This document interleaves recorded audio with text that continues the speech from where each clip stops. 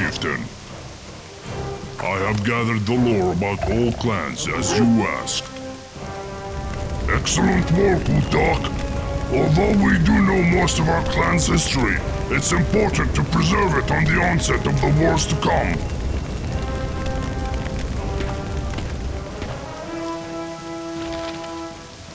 The Black Rocks of Golgrond have suffered heavily during the First War with the humans. The clan and the Horde in general was almost led to ruin by the ruthless yet careless Black Hand the Destroyer. If it weren't for Orgrim Doomhammer, who killed Black Hand and took leadership of the clan and the mantle of the Warchief of the Horde, all would have been lost. Orgrim, however, led the Orcs to victory against the humans of Azeroth. Now, Doomhammer and the Blackrocks lead the front against the united human kingdoms, and the other clans follow, without hesitation. Being originally a part of the Blackrocks, this elite cadre of Orcs splintered off from the main clan before coming to Azeroth, and was helmed by the Black Hand brothers Rind and Main. At first serving as scouts and outriders, the Black Tooths quickly gained fame for their brutality and effectiveness in completing tasks flawlessly. Doomhammer assigned the clan to protect and overlook the Dark Portal, and send them off on secret missions as well.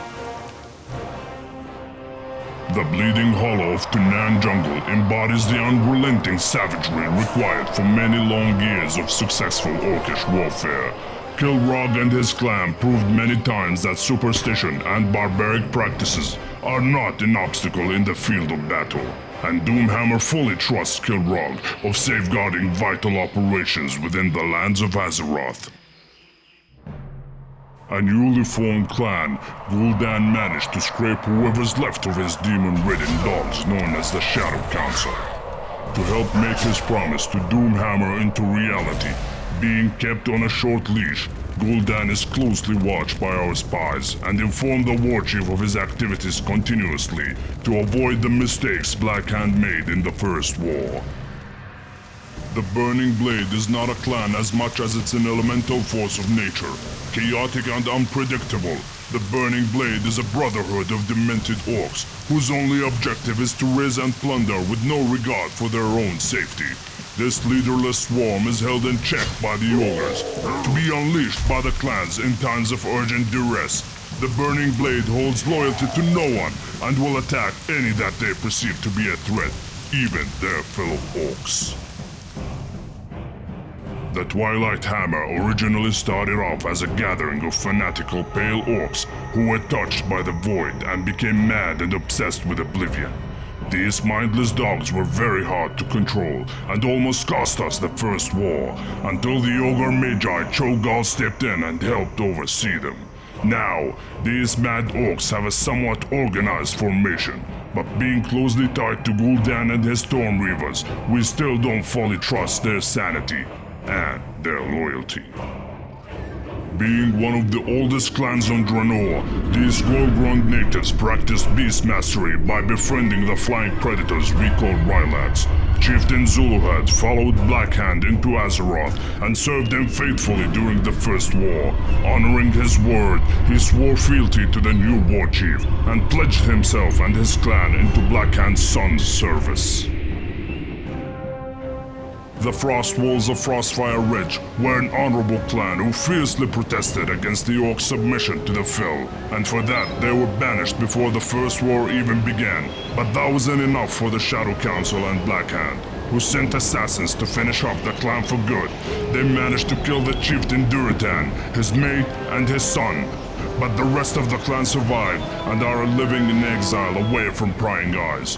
To honor his late friend's memory, Doomhammer ordered the Horde to let the Frostwolves live in peace and away from bloodshed, and holds no obligation to serve the Horde.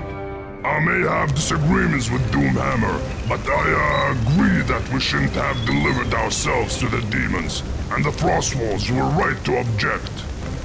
What about those clans who stayed on Draenor, Rutok? What can be said about them? Let me see. The mystic and star-charting Shadowmoons served as the most respected of Orcish shamans in Draenor.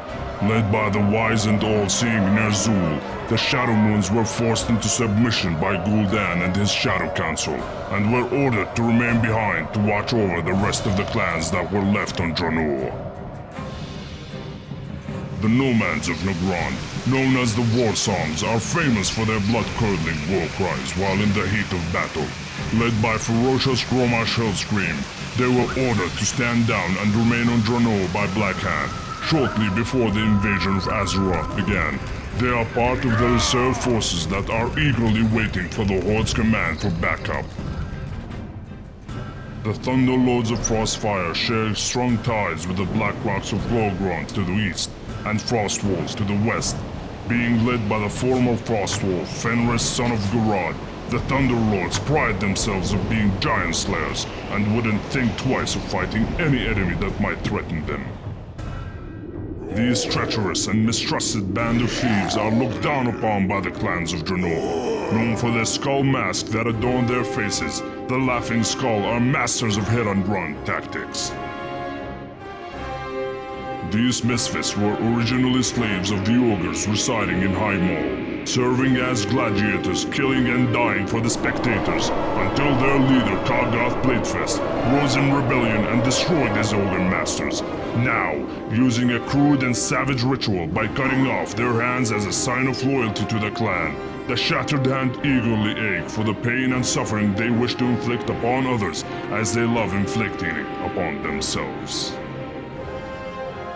The ravaging, cannibalistic warriors of the Bonechewer Clan are well respected by the rest of the Horde, ornamenting themselves with the broken bones and ruined organs of their enemies. The Bonechewers inspire fear and terror in all who behold them in battle, but should be carefully held in check, otherwise they might have ideas of devouring their fellow orcs.